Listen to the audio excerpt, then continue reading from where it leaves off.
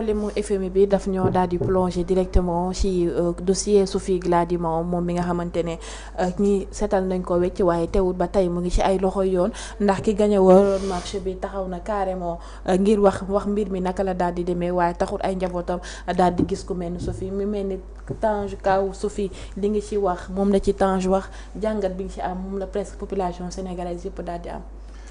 xam nga kaawu Sophie Gladima je crois que juróomi ministre lañu. mais kaawu Sophie Gladima moo ci gën a spécial. parce que kenn bañu reddition des comptes. waaye da nga toppee nit ki loo xamante ni yow mi koy topp. ba yóbbu ko fa amul rapport bu la nee Sophie Gladima lekk na ñaar dërëm. pourquoi ñi ciblé ay nit man loolu question boobu laay njëkk a posé. parce que j'ai pas encore vu de rapport. bu ma bindal turu Sophie Gladima. ba ci dernier rapport Cour des comptes bii ñu génnee. ñi naan baax nag baaxut. authentique na authentiqueul même suñu sukkandikoo ci boobu nga xamante ne nañu gouvernement moo def rapport am jox ko Cour des comptes gisuma ci benn yoon turu Sophie Gladima gisuma ci turu Mansour Faye gisuma ci turu Moustapha Diop ni Ismaïla Madior Fall donc tey ça veut dire que dafa am loo xamante ni nit ñi dañ koy bañ mais dafay résumer ci lu Tunkara wax léegi mën nga doon jullit bëgg am lu baax mais ñaar su nekkul ci yow muy yërmande ak ndimbal maanaam sa jullit dafay des nit da ngay am yërmande nit da ngay am li nga xamante ne tey jii maanaam mooy ndimbale muy solidarité. ba ca topp maanaam mooy lan gis nga la haine avoir la soif de la haine ne t'empire que dans des erreurs. dañu mel ni tey on a vu des gens yoo xamante ni ils sont haineux parce que déjà balaa ñuy def projet de résolution bi.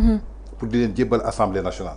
Il y a 130 députés qui sont dit ils sont des représentants du peuple bokk ci parti Pastef ñoom ñëpp dañuy def procès Sophie Gladima condamné ko.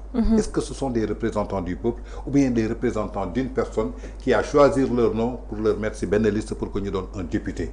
C'est-à-dire il faut que ñu changer appellation député yi wala ñu tas benn yoon assemblée nationale dootu ñu am assemblée nationale ba ñu am de vrais députés du peuple ñoo xamante ni ñii ce seront des députés yoo xamante ni peuple bi ñoo leen di choisiral seen bopp peuple bi ñoo leen di élire seen bopp du doon listu parti politique ni parti mouvement. Le cas de Sophie Gladima dafa am lu mu résumé tey ci justice. tey même à travers l'international. bul foog ni que quand l'information passe au Sénégal ça ne passe pas à l'international. parce que tey muy France 24 am na un représentant ici qui est Eliman Kane. tey quand il y a un procès dafay dem ci procès bi dafay résumer affaire bi et il le dit en français. su ko waxee en français bul fàtte ni que Sénégal lu mu am loi jëmale ko ci constitution dafa ratifier ak ay convention avec des organismes internationaux yoo xamante ni ñoo ko sut muy cas bi nga xamante ni tey jii moom moo dal le ministre Aliou Sall de la communication.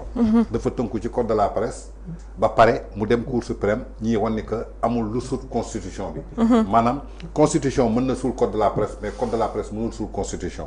loolu dañ koy fàttee parce que Sophie Gladima tey mënoo ko toppee benn centre de gravimétrie boo xam te ni yaa ngi ko koy laaj. yow li nga ko koy laaj ki ko koy laaj moo la gën a xam fi centre bi nekk. moo la gën a xam lu tax centre bi taxawul. parce que Sophie Gladima mënul dem ba Kédougou jox boppam suuf xool fu ko neex mu ñëw tracé ne entrepreneur bi kaay tabax fii état doxewul noonu. te ñoom tey ñoo nekk ci bopp état bi. amul benn ministre ci ñoom bu ñemee ñëw fii buntu Sacré-Cœur ba tracé jël benn entrepreneur ne ko tabaxal ma fi lii. kon yaakaar naa ni loolu ñoom ci seen bopp xam nañ ko tey su dee appareil la mu war a jaar ci loxoom Sophie Gladima jëndiwul appareil jëndaatul appareil. c'est un ministre qui coordonne il a des techniciens moom lu ci mënti am rek dafay proposer techniciens yi dem xool ñu ñëw saytu ko te du Sophie Gladima kese. c'est toute une équipe. équipe boobu suñu taxawee appel d'offre la ñuy lancer matériel bi kenn jaayoo ko Sénégal. kenn jaayoo ko Mali kenn jaayoo ko Guinée. dañ koy jënd ji à l'extérieur te suñ ko jënd ji à l'extérieur day jaar ci bateau wala jaar ci avion. ba bu ñëwee ci avion am nay kayit am nay traçabilité. kon donc loolu lu ko gën a leer amul ci àdduna. beneen ba ca topp mooy entrepreneur mooy tabax du Sophie Gladima mooy tabax. entrepreneur boobu ay maçon lay jël day gagner marché. wax na la ko mosuma gis ministre bi. xam nga appel d'offre dina am ci ministre. nga tabax ba pare yow doo gis ministre bi ministre du gis entrepreneur. xëy na peut-être inauguration am wala remise des clés ngeen daje foofu boobu day fekk liggéey bi sotti na. kooku ne leen xaalis bi ngeen ma joxoon matériel yaa ngi nii mu joxe la facture yi ak PV de livraison yeeg yëpp. kon kooku jënd na matériel wala jëndul matériel bi. kon déjà yéene pour tabax centre bi am na. parce que ki la jox xaalis ne la tabaxal ma nga dem jëndi suuf jëndi ciment jënd fer. yow soo ñëwee xam nga ne kii amul intention lekk sa xaalis am na yéene pour tabaxal la. léegi li muy tabax ki yaa ko war a jox.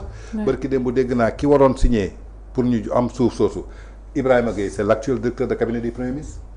kon kooku kan moo ko gën a renseigner pour jox la bonne information ki nga xamante ni tey jii mooy coordonner li nga xamante ni mooy exécuter l'action du gouvernement. xam nga moom la gën a xam. donc intention bi lan la on a l'intention d'humilier une personne te li gën a bon mooy toroxal doomu aadama tey dans la majeure partie des Sénégalais Sophie Gladima lekk na xaalisu Covid bi loolu lañ jàpp. xam nga léegi la yaa ngi naan blanchir nañ ko kan moo ko blanchir.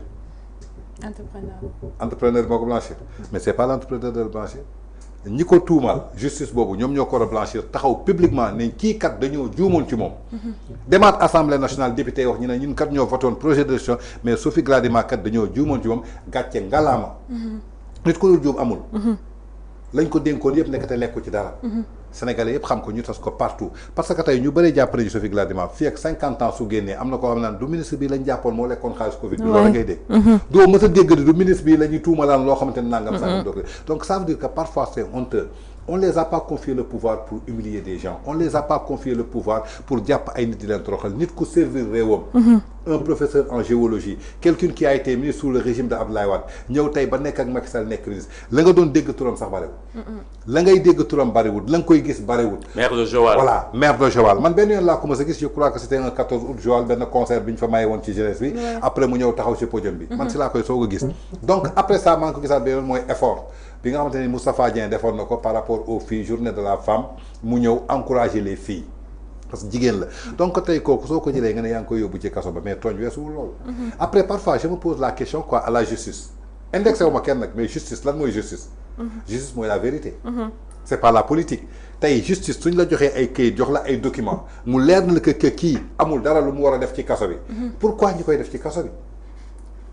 ak tey lii nga xamante ni tey jii moo leen tënk muy haute cour de justice boobu pourquoi ñuy accepter en 2025 Sénégal réew mu mel ni Sénégal avec l'intelligence artificielle ak fi réew mi toll dem bay Sénégal di doxee waxi satellite ñu ne tey jii ay député ñooy voté pour ñu atte nit wala bañ a atte nit mais ku sa wujj du salam doo set c'est-à-dire dafa mel ni dañ jël tey jii politique dugal ko ci biir justice et quand la politique est mélangée avec la justice on ne va jamais parler de l'indépendance de la justice dans ce pays. dégg nga li fi juge dem wax de. waaw dafa mel ni ñoom. yenn magistrats yi comme ay préfet judiciaire. Ouais. mais loolu ngay gis. mu ne kaaw Abdou Nguer bi carrément que prise d'otage la. carrément te moom magistrat la quand même. waxam tamit. xam nga tey am justice bu ñu instrumentaliser moo gën justice bu ridicule il l'a dit du temps de Macky Sall on avait dit que c'est Macky Sall qui avait instrumentalisé la justice. moom premier ministre tey nekkoon opposant démb dafa tax ne ku post Facebook ku dem ci plateau ñu jàppala parce que Macky Sall moo yor ministre de la justice yor procureur am di jàpp et pourtant kenn mësul dégg benn yoon bu premier ministre taxawee ne ministre de la justice institution politique l'institution judiciaire. même su dee amoon na waaye moom daf ko xamal sénégalais yi carrément amul lu mu ciy ndëbb amul lu mu ciy rus amul lu mu ciy rs est-ce que tey ce sera très facile qu'un sénégalais puisse distinguer que ñii ñu jàpp nii yëpp loxo politique nekku ci ce sera quand même difficile de le penser. en tout cas c'est regrettable. man xam nga Sophie Gladima ndeysaan maanaam c'est une grande dame daal. du xam nga du jàng la ku am fulla fayda d'ailleurs gis nga bi ñu ko nee consignel moo tax man aw ma lu ma consigné. ay 100 la million man bu dee mais kër Dakar aw ma ko. non amu. dem ba ay journalistes ay chroniqueurs di mën a am ay R plus nangam. fii ci biir Dakar. non c'est une dame très digne xam nga boo xam ni moom parce que gis nga fi ñu leen consigné rek nga dem léegi indi xaar mu ne mais man lii ngeen may wax nii ay 100 xaw ma lan lii fu ma koy xaw ma lii. fu mu ko jëlee fu ma koy war a jëlee. xaw ma lii te entrepreneur bi xamante te nee nañu ministre Macky Sall yëpp ay sàcc lañu. xanaa man ko wax dëgg yàlla ku sàcc war nga am benn kër Dakar. wala Macky Sall war na la mën a may suuf. moom amul loolu. waaw man ci yow laa déggee nga ne mètre carré suuf Macky Sall mosu la ko may. jërëjëf Moustapha keroog nit taxaw na ne ma Tunkara moom au minimum dem na ci Macky Sall may na ko ay kër yu bëri. ma ne ko Tunkara de nee na mètre carré mosu ko am ci Macky Sall. à part salaire am te salaire lu diñ la ku liggéey ñu fay. c'est-à-dire il faut que loolu la ñu dugal ci bopp nit ñi. waaw moom mooy manipulation bi. il y a trop de non-dits dans les dossiers. waaw mais il y a beaucoup de manipulation. yow da ngay dox nit di la xoolee ni que kii kat lekk na sama alal ak may nañ ko alors que virgule mosu ko lekk. parce que ñoom ñoo dugal loolu ci bopp askan. ma ne mos nañu wax loolu Tunkara dañu léegi président dafa la jox mallette Macky Sall la jox mallette ma ne ah bon man loolu yëgu ma ko. keroog benn waay ma ne Tunkara moom muus na quoi moom fexe na ba Macky Sall may ko ay kër yu bëri quoi. oui c'est ça exactement gisagu ma ko amaana yéeneem la wax si man et loolu moom mësta am. mais dafa am lu am solo tamit mooy. ñun Sénégal dañu bàyyiwul xel ne que fu mu toll nii sunu société.